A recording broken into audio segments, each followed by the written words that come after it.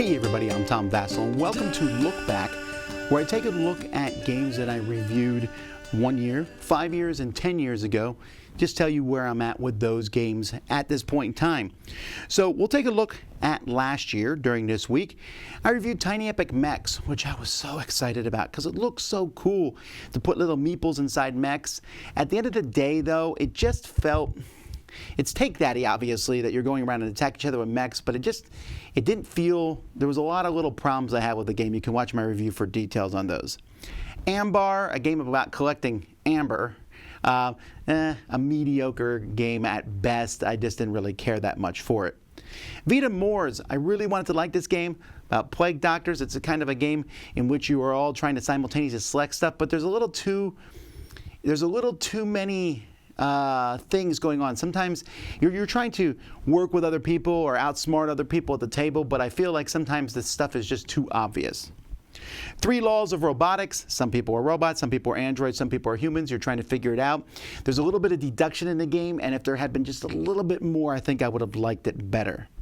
Scare It, a game mostly for kids. This is one of the Strawberry Studio style games. There's trying to scare away stuff, it's flipping over cards. A fun one, but mostly for kids.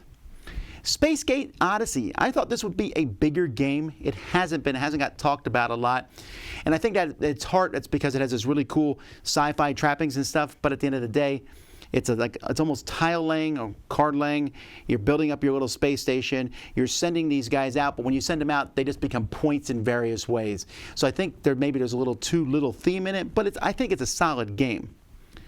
Enchanter's Overlord, you'll see I bumped this up. I've been playing this a little bit more recently with more expansions. I play with my kids, and it's just a really fun game, so I wanted to give it a little nudge. Keyforge Age of Ascension, this I believe was the first big expansion for Keyforge, and why not? I enjoyed it. I like Keyforge anyway. Having more of it was fine. Ancient World 2nd Edition. This was a higher ranking than the first Ancient World. I thought Ryan Laukatt's first Ancient World was fine. This felt like a nice refinement of the game. It had a cool theme to begin with. It brought that theme where you fight these titans a little bit more to life in the 2nd edition. Really cool game. Unlock Heroic Adventures. The Sherlock Holmes one I found to be okay, but the other 2 adventures in here are 2 of my favorite adventures ever. And then Grim Masquerade. This is a very simple, think of us as a social deduction game. You're trying to figure out who everybody is by figuring out what their weakness is, so Rumpelstiltskin knowing his name or what have you, what the different weaknesses are. But it's a social deduction game that can be played with a small group of people, and that's rare. I also like the fairy tale theme. 5 years ago, I took a look at Flea Market. This was from Mayfair's small little game line that they did. Really bad quality, about collecting stuff from a flea market, but the bad quality kind of trumped everything else. Space Movers 2201 sounded really cool, but it was just at the end of the day too lucky. You're throwing stuff in a box, but just dexterity doesn't work when it's random. Caffeine Rush, this is a game about collecting cards to build coffee. Too much luck in it, unfortunately. I like the idea of building coffee combinations, but not with this much luck.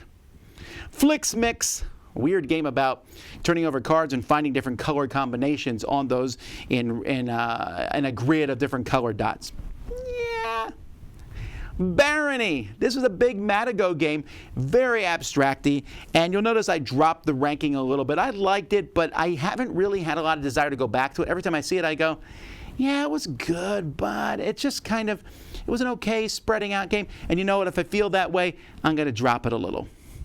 Liftoff, Get Me Off This Planet. I love the theme of this game. Everyone's trying to get off planets, and there's various ways to get off the planet, and you're trying to mess over everybody else. There's a very lightness to the game, but the theme is fun, and it's a game probably geared more towards kids than not, families for sure, but the theme is just so overwhelming and fun that I thought it was a lot of fun.